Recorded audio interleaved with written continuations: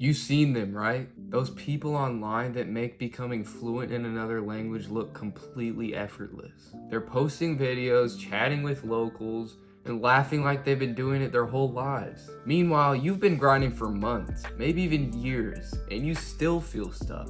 A simple conversation feels a million miles away, and you're starting to wonder, what is wrong with me? Am I just not built for this? Trust me, I have been there.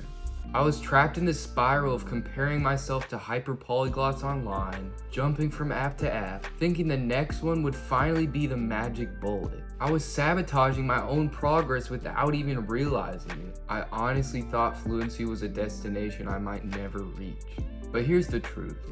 It's not you, and it's not about ability. The problem is you're caught in a few hidden traps. These invisible cycles that absolutely kill motivation and make fluency feel impossible. So today, we're going to expose those traps. And more importantly, I'll give you the practical steps to finally break free and build some real unstoppable momentum. If you're on a language learning journey and you're ready to smash through that plateau, make sure you subscribe so you don't miss the insights that will actually get you there.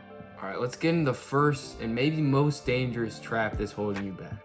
The first hidden trap is the comparison game.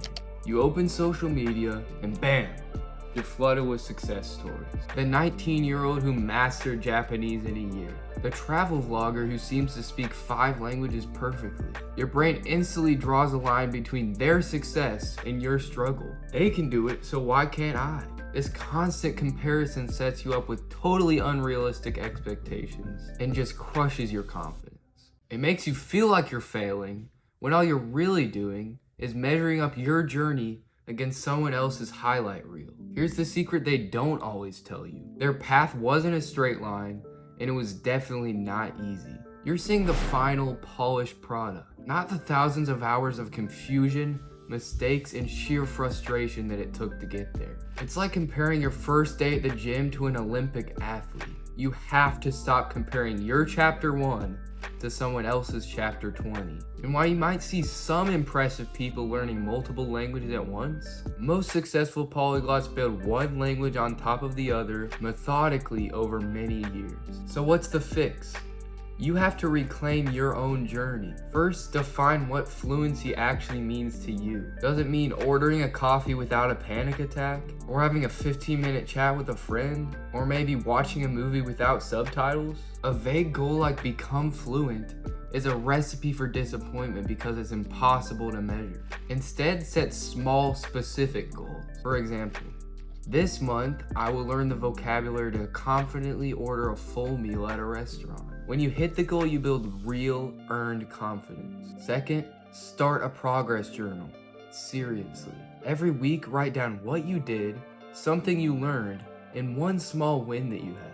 Maybe you understood a line in a song for the first time, or you finally used a new word in a sentence without thinking. When you feel discouraged, you can look back at this journal and see cold, hard proof that you are improving. Progress in language learning is often invisible day to day. This is how you make it visible. The second hidden trap is what I call the method hopping cycle. You know how it goes. You start a new app with a 30-day free trial. For a week, you're on fire doing your lessons every single day. But then you see a YouTube video about a revolutionary new technique. Suddenly, your app feels slow and boring. You drop it and jump to the new method. You do that for a couple of weeks until you hear about a course that promises even faster results, so you start the cycle all over again. This constant switching is lethal for your progress.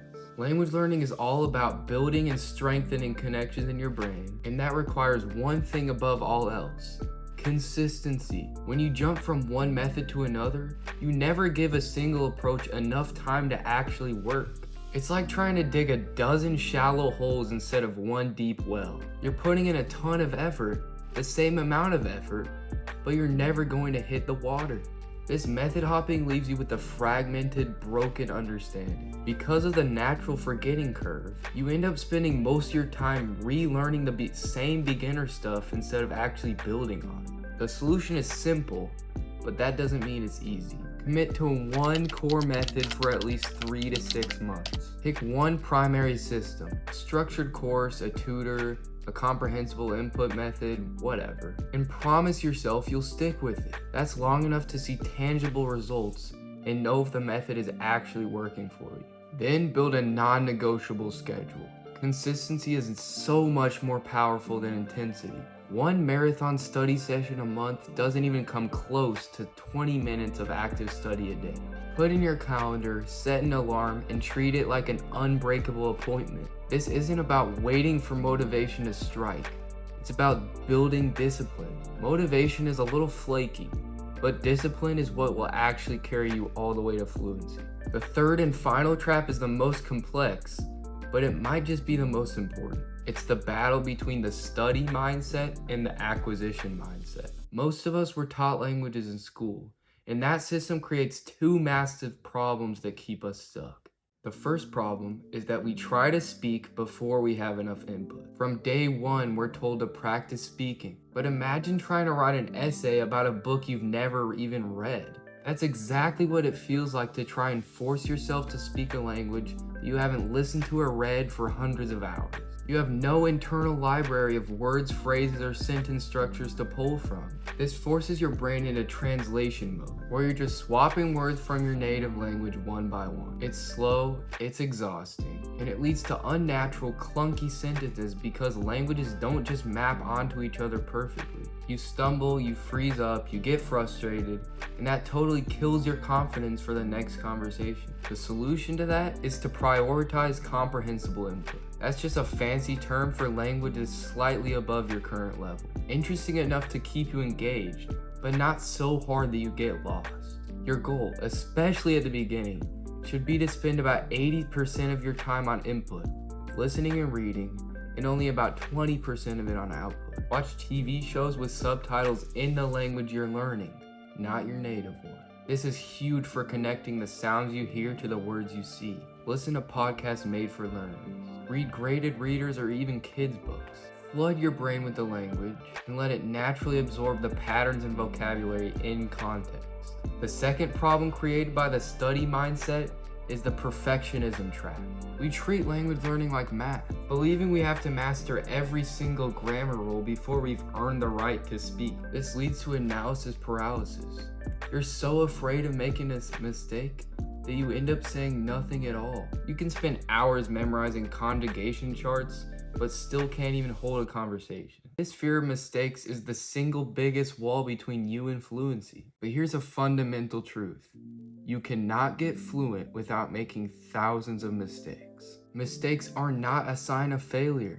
They're proof that you're in the arena and that you're trying. The goal is communication, not perfection. Trust me. Native speakers will understand you even if your grammar's a little wonky. The solution is to start speaking from day one, but change your definition of speaking. It doesn't have to be a full conversation. Read a story out loud to yourself. Repeat phrases you hear on a podcast. Narrate your day in your head. The point is just to get your mouth and brain comfortable in producing the language in a more low-pressure environment. When you do have conversations, shift your goal from correctness to connection. Did you get your message across? That's a win. You'll keep making mistakes with basic things for years, but that's part of the natural process. Fluency grows from use, not from a perfect foundation. Breaking free from these traps isn't about finding a secret hack. It's about being consistent, trusting the process, and being a little bit kinder to yourself along the way. So, if this video gave you a new way to look at your language journey, do me a huge favor and hit that like button and subscribe for more tips that help you reach your language goals.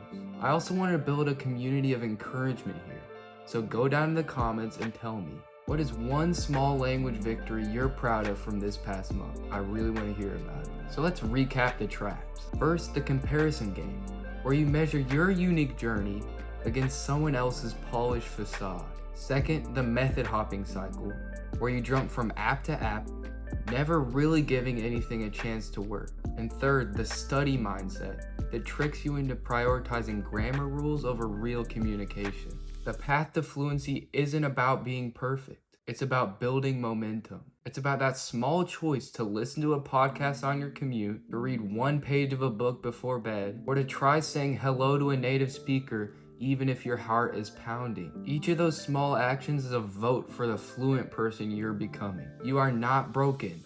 You are not bad at languages. You have everything you need to do this. So stop doubting yourself, stop comparing, and start building. Your journey to fluency begins the moment you decide to just trust the process and keep going. You've got this.